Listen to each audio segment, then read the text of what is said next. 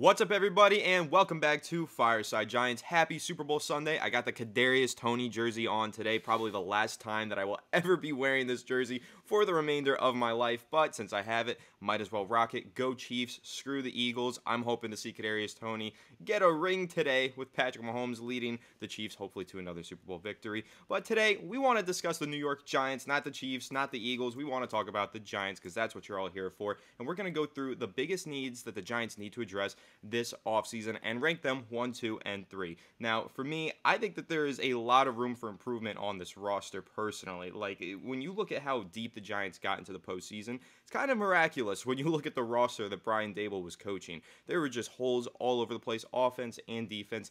Lots of room for improvement. Joe Schoen has his work cut out for him this offseason, but I trusted Joe Schoen. I trust in Brian Daboll. I think that they will figure out where the weaknesses are on this roster, and they will make the necessary improvements and upgrades to build this team towards a brighter future. So we're going to go ahead and discuss which needs we think the Giants need to address in order of importance. But before we do that, make sure to leave a like if you do enjoy this episode, and subscribe down below if you're new to the channel, and ring the bell so you don't miss an episode. But without further ado, Alex, how are you doing today, my friend?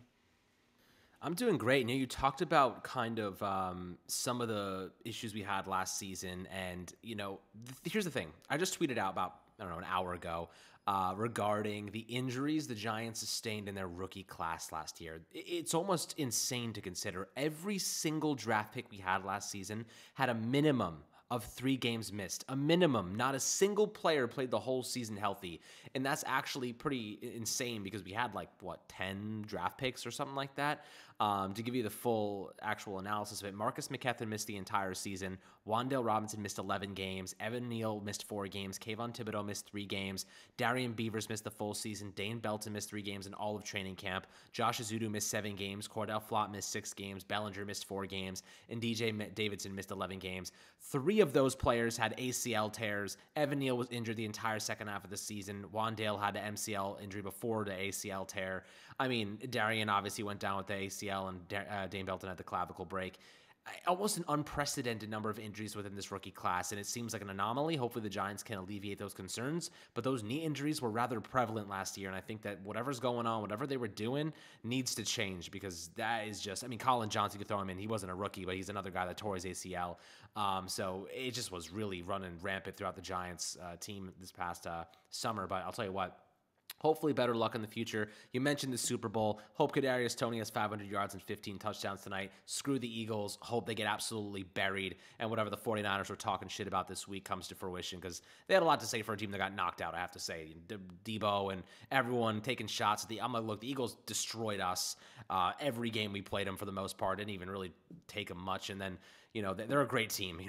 What else is there to say? I hate their guts, but they are freaking loaded.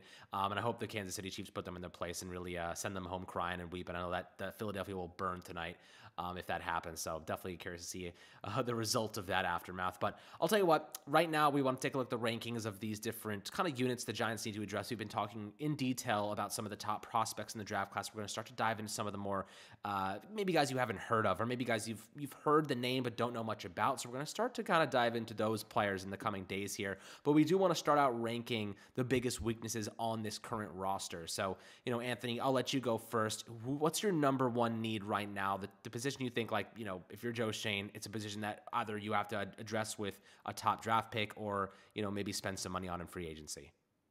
Yeah, it's tough to say because I think that it's really debatable what your number one need is. But for me personally, it is the wide receiver position. I think when you look at what Daniel Jones was working with last year, it's kind of unacceptable. I mean, he had a revolving door at that wide receiver position. We went into the season thinking Kenny Golladay was going to be the WR1. It ended up being Darius Slayton, and then eventually became Isaiah Hodgins. And you also had Richie James worked in there.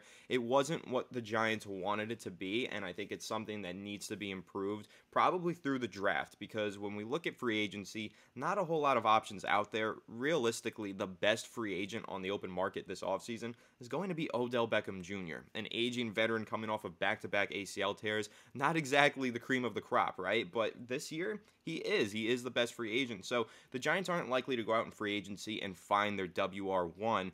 but they could maybe make a trade. We've discussed a couple names, Alex T. Higgins. I know you're not too crazy about that idea. Brandon Ayuk, I like that one, but I definitely see the risks.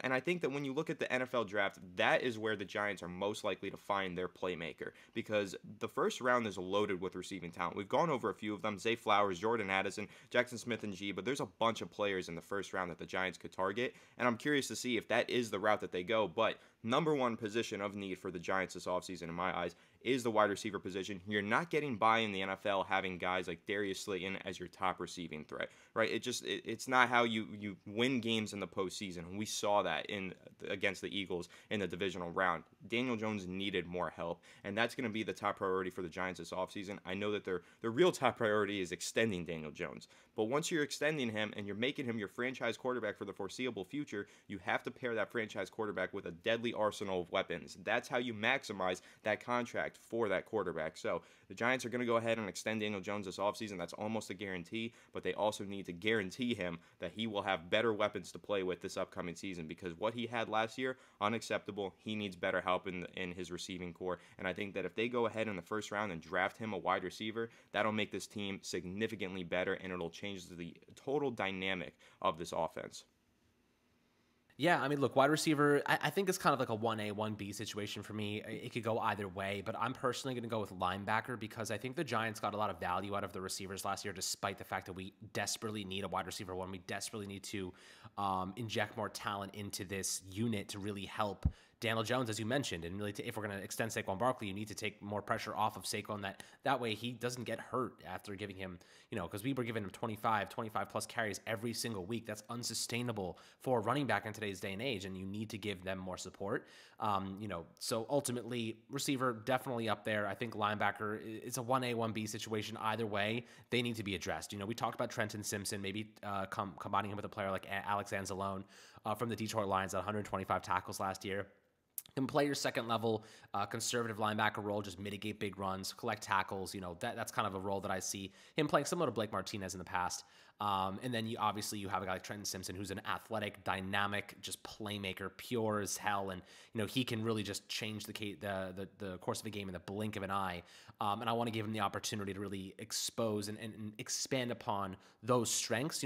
We know this Giants roster. We know what these coaches like to do, and it's like they like to play to the player's strengths. Trenton Simpson, Clemson tried to use him more of a traditional linebacker role last year. They need to expose all of those strengths to the field and not let them kind of sit idly by and waste away and ask him to be this kind of Blake Martinez role. You want to have a guy that does that, then you want to have a serious athlete at linebacker like a Trenton Simpson to pair with it. So if they go that direction, I'm all for it for what it's worth.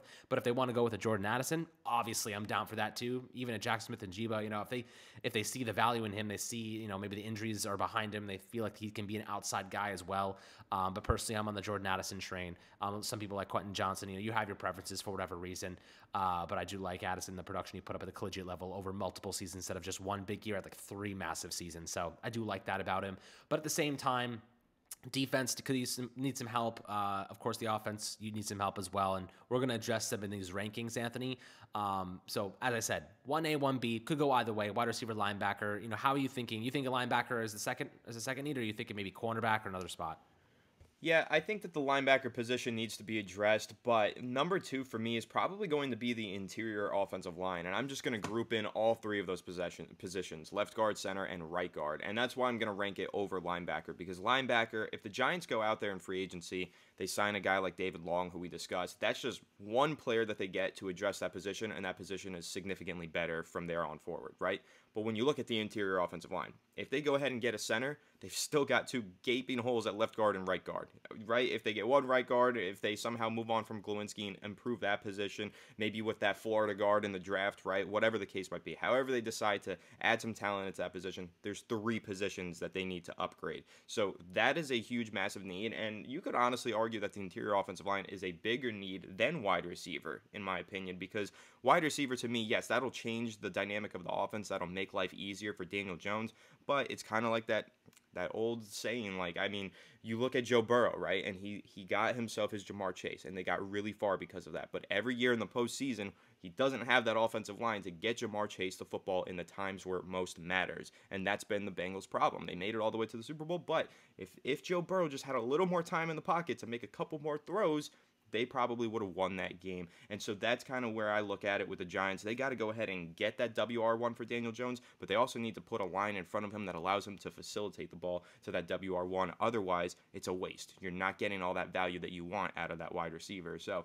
left guard, center, right guard, all three of them, I want to see improvements. Mark Lewinsky, he's under contract through 2024, but I am totally fine moving on from him early. He looked horrible at times during the 2022 season. And when you look at the center position, John Feliciano wasn't that bad, especially down the stretch. He started to play some good football in the final month of the season, but he's still an aging veteran. It was a one-year contract. He's an impending free agent right now, so he's unrestricted in March.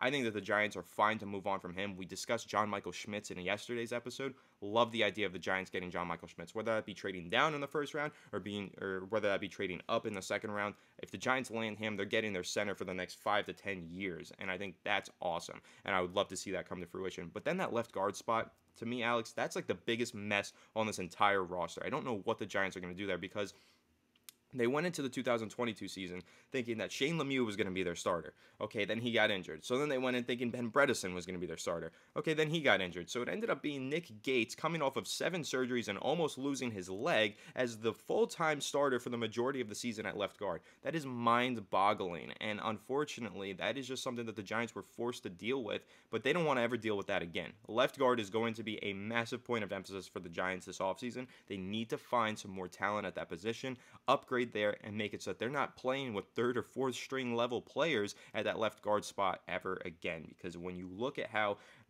held back the Giants offense was by that position and by the interior offensive line in total, I mean, this offense could have reached a whole nother level if they had some better players on their interior. So I'm looking at this area, left guard, center, right guard, and I'm saying if I'm the Giants, I'm investing probably at least 3 draft picks in this entire draft class into that area, left guard, center, right guard. And I'm probably in the boat where with one of my first 3 picks, at least one of them is going towards the interior offensive line. Again, John Michael Schmitz being my top target, but there's other guys out there who would make a lot of sense for the Giants. So yeah, when I'm looking at it, Alex, wide receiver 1, but number 2, that interior offensive line has to get improved. Otherwise, what's the point in even finding that upgrade at wide receiver?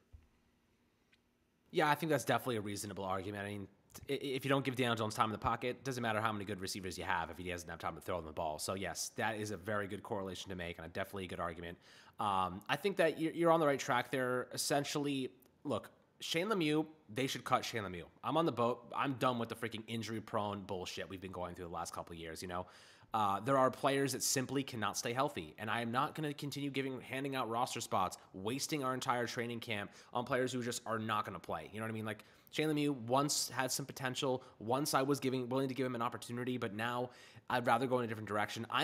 But for what it's worth, I'm 100% in the boat that every single draft we should be spending at least one mid to late round pick on an offensive lineman that has potential, that has upside, whether it's an athletic trait. Remember, was it Trey Flowers, ended up starting for the Chiefs? There are players that end up dropping for whatever reason. Could be injury concerns, could be whatever, that end up being totally fine at the NFL level. Taking a risk on some of those guys is sometimes worth it. Offensive linemen, it's hard to find good ones in the NFL these days, especially ones with good traits, high upside.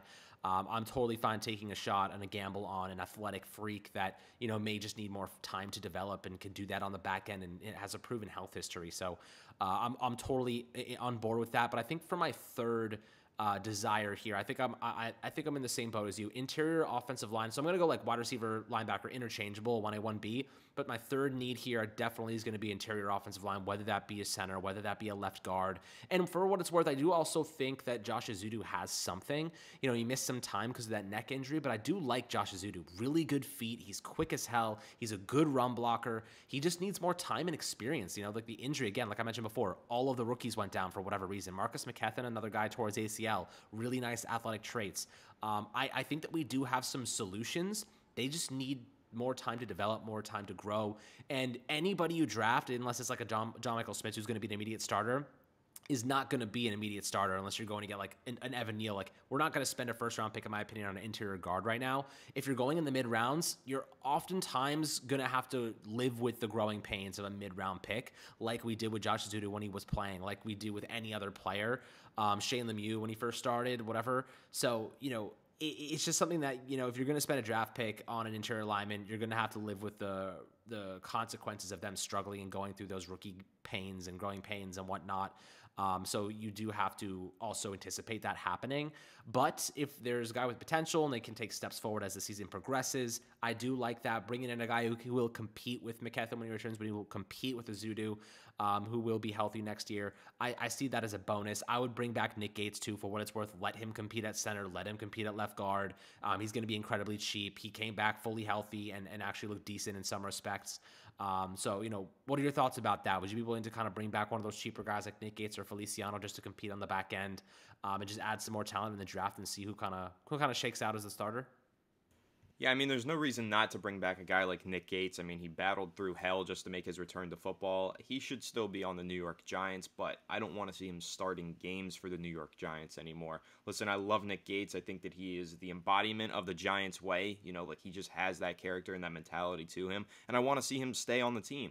But I don't know if he's really the best option at those positions. And I think that the Giants should not be held back by anybody on their roster currently from going out there and finding improvements, Josh Azidu included. And I really like Joshua Azidu. I think that he could be a really good player for the Giants, but as a mid-round rookie who was injured in his first year, I'm not going to let that prevent me from going out there and drafting or signing a top-notch interior offensive lineman. I'm not just going to bank on these guys on this roster because I'm not that high on any of them, and we haven't seen enough of any of them. So it's like if you're going out there into the draft and you find the guard that you think could be an all-pro in his first couple of seasons, you're not going to not draft that guy just because you have Josh Azidu on your roster. Hell no. So the Giants should still be going and upgrading these positions. But yeah, the guys like Nick Gates, he still has a place on this roster, has a place on this team. John Feliciano, maybe, yeah, if the contract is cheap. I think last year it was a 1 year, $3.5 million deal. If this year it's a 1 year, $2 million deal, well, then it makes more sense for him to be competing rather than just given the full-time starting job. So I'm okay with bringing these guys back, but yeah, it's got to be a competition,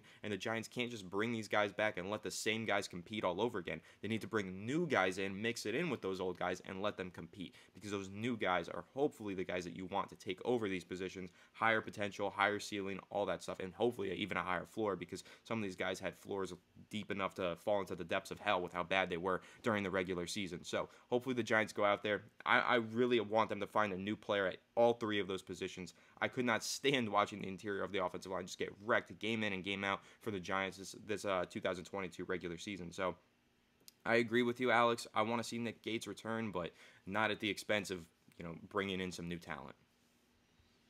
Yeah, by no means Nick Gates is not stopping me from adding guys who can compete for the starting job. Like, that's not the end-all, be-all of this offensive line. We all know that.